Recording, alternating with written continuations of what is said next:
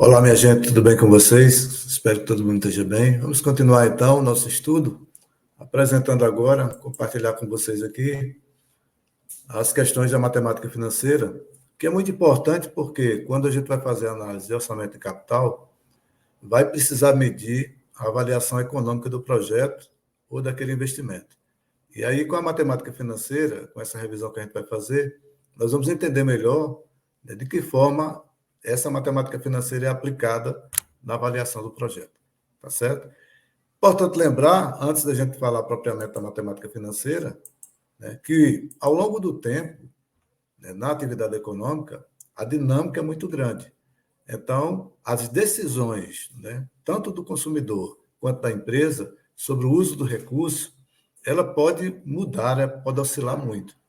Então, basicamente, por exemplo, você tem um recurso. O que é melhor? Você investir na atividade produtiva ou você poupar? Você gastar e comprar alguma coisa ou você aplicar no sistema financeiro? Então, essas alternativas o tempo todo desafiam as pessoas que têm o recurso e gostariam de aplicar esse recurso. Então, ao longo do tempo, o dinheiro, então, perde valor e ganha valor. É por isso que a dinâmica financeira é muito grande e que muita gente, às vezes, se perde por não acompanhar ou por não poder. Às vezes, a pessoa não tem aquele recurso suficiente, termina se submetendo a alguma condição do sistema financeiro e termina depois ficando sufocado porque não consegue dar o resultado. Então, para a gente entender, ao longo do tempo, na atividade econômica, tem a ação da inflação. Então, a inflação é o aumento generalizado de preço. Isso pode afetar o comportamento, né, das decisões da empresa, né, ou das pessoas.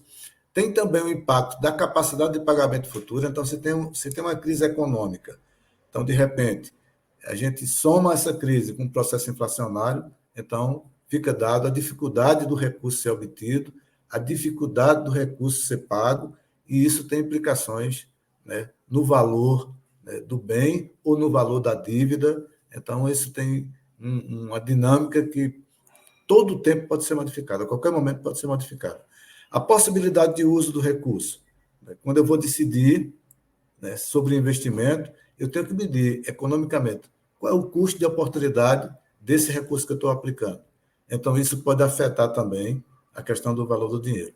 E a aplicação financeira, né, de que forma o rendimento, né, ou os rendimentos são apresentados como atrativos para que a pessoa deixe de investir, né, no setor produtivo, no sistema produtivo, e passe a ter um investimento, a fazer um investimento financeiro. Então, todos esses elementos aí interagem e promovem a alteração, né, do dinheiro no valor do tempo.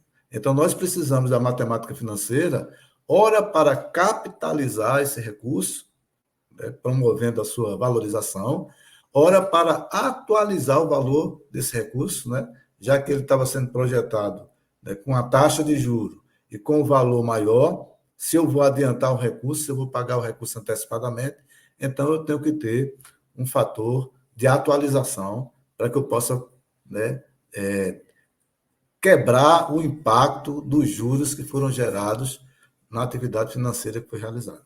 Então, o valor do dinheiro tem esses elementos implicando, não é? Modificando, atuando, e por isso que a matemática financeira e os dados que a gente vai analisar são importantes. Então, veja bem aqui, da questão da taxa de juros, que é um dos elementos centrais, não é? Já falei para vocês que o Banco Central é o agente econômico do Estado, né, que orienta a formação da taxa de juros na atividade econômica. Então, ele define uma taxa básica e, em torno dessa taxa básica, né, é que é movimentado todas as outras decisões financeiras. Então, só para a gente entender o impacto, né, normalmente as operações são feitas na taxa de juro composto, mas só para a gente medir a diferença, juros simples e juro composto, então eu apresentei para vocês, naquele primeiro momento, né, essa diferente valorização do recurso. Então, você tem aí as fórmulas, né, que você pode aplicar. Você vê claramente que a mudança na taxa de juro é simples, ela é linear, né, o comportamento dessa taxa, né, é linear, na medida que cada juro vai sendo computado naquele período, e o comportamento da taxa de juro composto é exponencial. É o que a gente chama de juros sobre juro em cada período que vai ser definido. Então, quanto maior o período, né, maior também o impacto que vai ser gerado, né, por essa taxa de juros, já que o crescimento é exponencial. Então, as formas estão definidas. O que eu queria mostrar para vocês, né, a gente deu esse exemplo prático, vocês já tem um vídeo aí, né, para medir o impacto do juro simples e do juro composto. Aí eu botei essa questão, né? O que seria melhor? Né, aplicar a taxa de juros simples ou a taxa de juros composto? Aí a gente tem que fazer a segunda pergunta, né? Para quem? Para quem vai usar o dinheiro na forma de empréstimo, é claro que a taxa de juros simples seria melhor.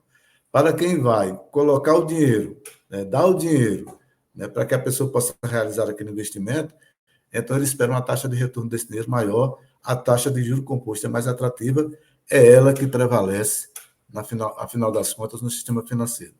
Por isso que as organizações financeiras são tão fortes, né?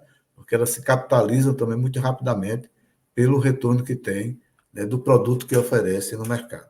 Então, esse exemplo está dado, só para ter uma ideia aqui, não, no juros simples, há uma mesma taxa e um mesmo período, né, de um ano, 12 meses, a gente teria para 100 mil um juros de 60 mil e para 100 mil um juros de 79.580 quando a taxa de juros fosse composta.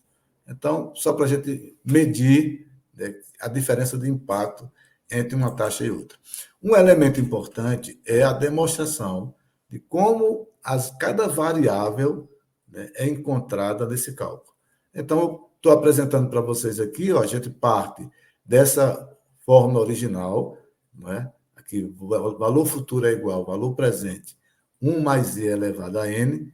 E se eu quero a taxa de juros, então o que eu tenho que fazer? Eu tenho que isolar a taxa. E como é que eu faço isso? Primeiro, o valor presente está multiplicando, passa dividindo. Depois eu fico com 1 mais i elevado a n. Como é que eu retiro o exponencial n desse termo? Então, eu coloco raiz quadrada de n nos dois lados da equação. E quando eu colocar a raiz quadrada de n, eu vou poder simplificar o radical, o exponencial n do segundo termo, ficando apenas 1 mais i, e vou ficar com o radical, com a raiz da divisão entre valor futuro e valor presente. E claro que a raiz n de valor futuro dividido por valor presente vai ser igual a esse termo aí, que eu estou colocando um exponencial de 1 sobre n, tá certo? Que equivale a raiz de n sobre valor futuro dividido por valor presente. De forma que agora, como eu tenho i mais 1 mais i no outro termo, eu posso tirar o valor de i tranquilamente. Então, é só substituir o valor presente, o valor futuro, o n, e eu encontro a taxa de juros do período. A mesma questão, né, o mesmo desenvolvimento do raciocínio, eu vou ter para determinar o período, sendo que eu vou usar um artifício matemático diferente.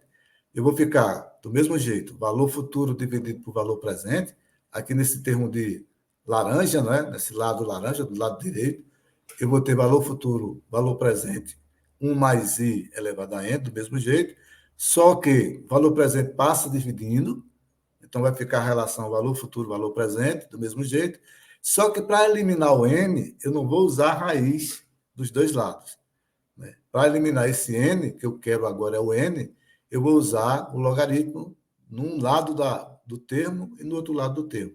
Então, nos dois lados eu vou usar logaritmo, e aí vou aplicar a propriedade do logaritmo, e vai ser possível, então, ficar com essa forma, como a gente está aí conhecendo.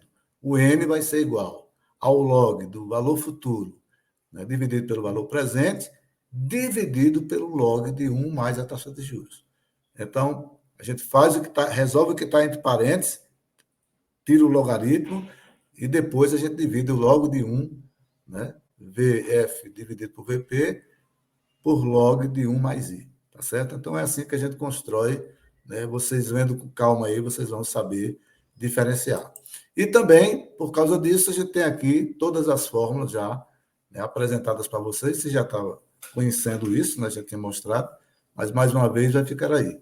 Dessa fórmula geral, F, valor futuro é igual ao valor presente, 1 mais I elevado a N, a gente deduz todas as outras, né? Inclusive do valor presente, porque é só inverter a posição, né?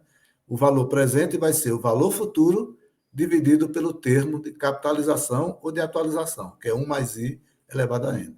Então, estão aí dados todas as fórmulas,